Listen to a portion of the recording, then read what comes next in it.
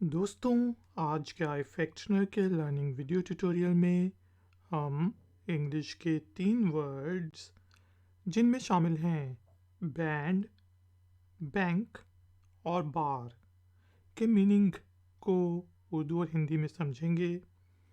Words band, bank और बार को use करते हुए इंग्लिश में 3-3 सेंटेंसेस बनाएंगे और फिर उनकी ट्रांसलेशन को समझेंगे उर्दू और हिंदी में।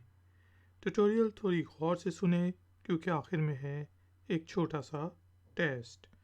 तो शुरू करते हैं जी अपना आज का iFactioner का लर्निंग वीडियो ट्यूटोरियल। पहला वर्ड जो आज का है वो है बैंड। अब बैंड जत्थे को कहा जाता है। म्यूजिकल बैंड होते हैं, बॉय बैंड्स होते हैं, बैंड ऑफ ब्रदर्स कहा जाता है भाइयों के जत्थे को, या फिर बैंड कोई भी चीज़ को इकट्ठा करने के लिए जो चीज़ यूज़ की जाती है उसको भी बैंड कहते हैं।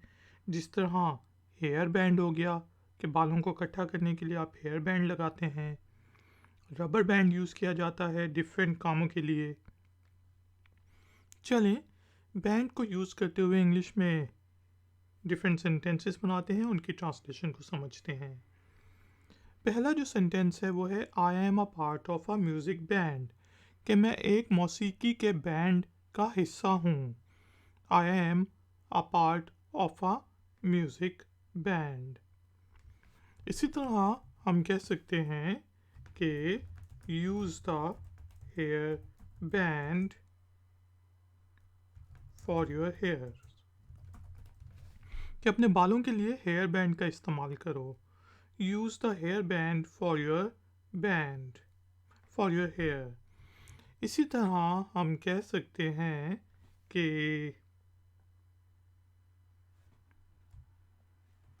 I am using a rubber band to wrap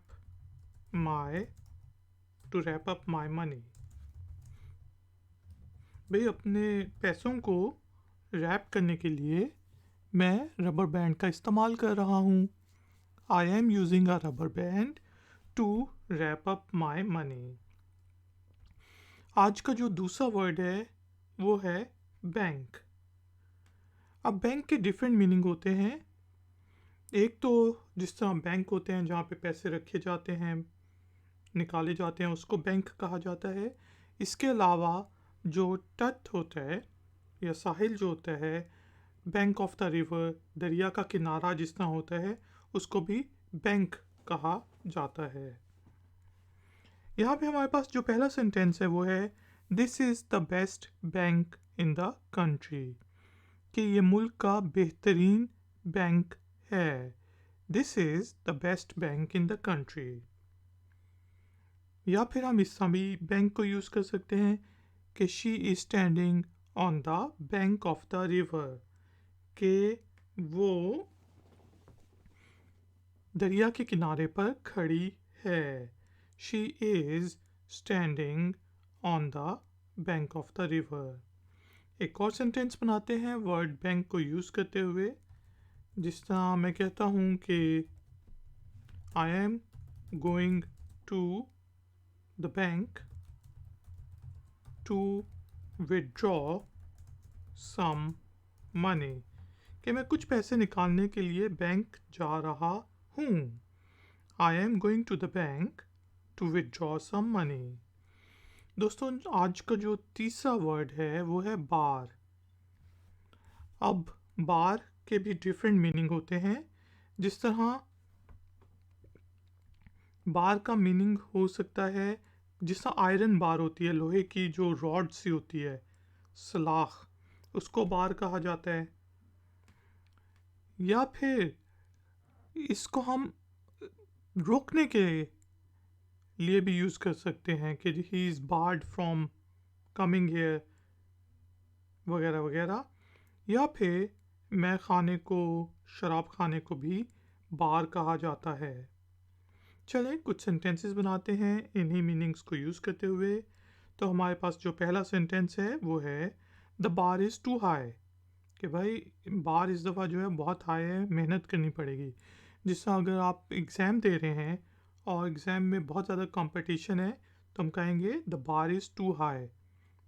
या फिर जिस तरह आपने देखा होगा कि वो हाई जंप के लिए बार सी लगाते हैं और फिर उसके ऊपर से जंप लगाते हैं, तो ये वहाँ से निकला है the bar is too high. इसी तरह हम कह सकते हैं शी वर्क्स इन अ बार, कि वो एक शराब खाने में काम करती है। शी वर्क्स इन अ बार। और हम इस तरह भी कह सकते हैं कि ही was barred from entering the premises, कि उसे बिल्डिंग में दाखिल होने से रोक दिया गया। He was barred from entering the premises, और he was barred from entering the building. दोस्तों, उम्मीद है कि आपको वर्ड्स बैंड, बैंक और बार के डिफरेंट मीनिंग अच्छे तरीके से समझ आ गए होंगे। टाइम हुआ है एक्सरसाइज का। तो एक्सरसाइज के तौर पे आपने इन तीनों वर्ड्स में से कोई भी एक वर्ड को यूज़ करते हुए इंग्लिश में एक छोटा सा सेंटेंस बनाना है और उसे नीचे दिए गए कमेंट्स बॉक्स में पेस्ट कर देना है, पोस्ट कर देना है। तो मैं आपको चेक करके बताऊंगा कि उसमें कोई गलती तो नहीं। वीडियो पसंद आई है तो लाइक का बटन ज़रूर प्रेस करें, और अगर आप नए हैं तो चैनल को सब्सक्राइब कर लें, चैनल की सपोर्ट के लिए और नई नई नोटिफिकेशंस के लिए। मिलेंगे एक और नए वीडियो ट्यूटोरियल में। Until then, take care, keep learning, keep enjoying. Good day.